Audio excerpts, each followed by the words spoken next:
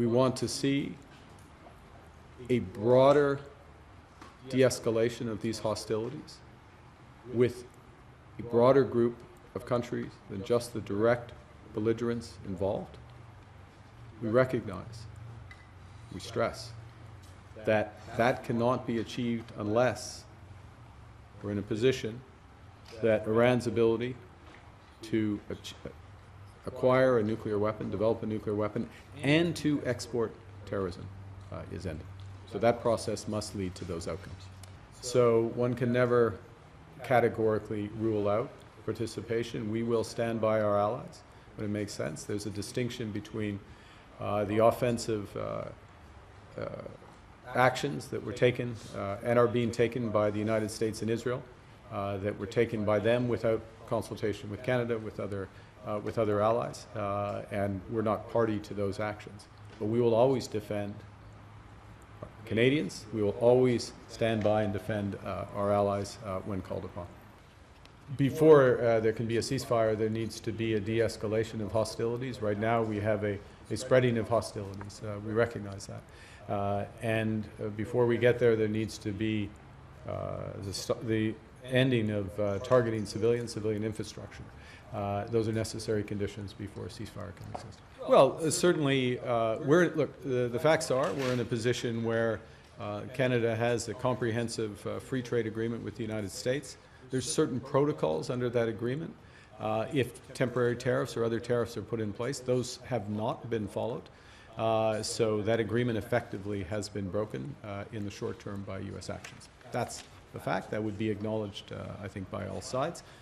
Maybe slightly more diplomatic terms would be used, but that's the reality.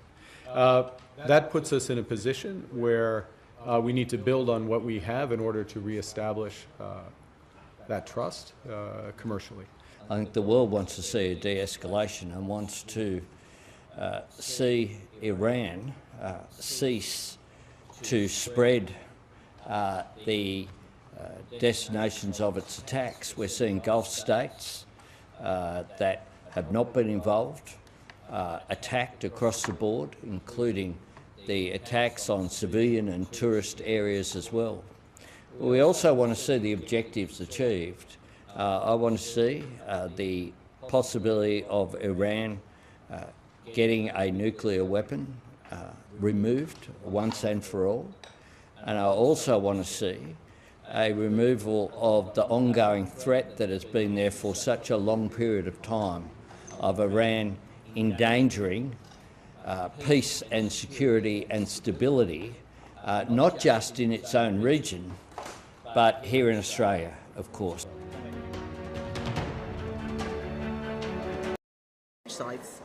Starmer menyatakan bahwa dirinya tidak akan mempertaruhkan keselamatan personil militer Inggris kecuali operasi militer tersebut memiliki landasan hukum yang jelas dan sah. Menurutnya, perlindungan warga negara Inggris adalah prioritas utama. I know the whole country, the protection of UK nationals is our #1 priority.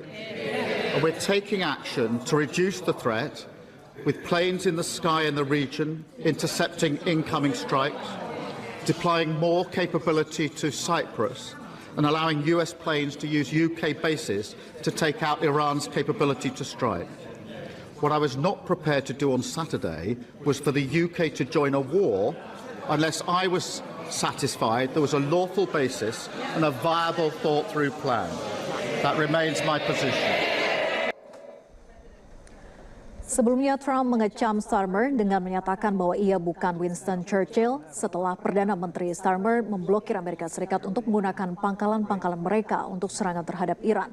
Pemimpin Amerika Serikat itu juga mengatakan bahwa ia tidak senang dengan Inggris.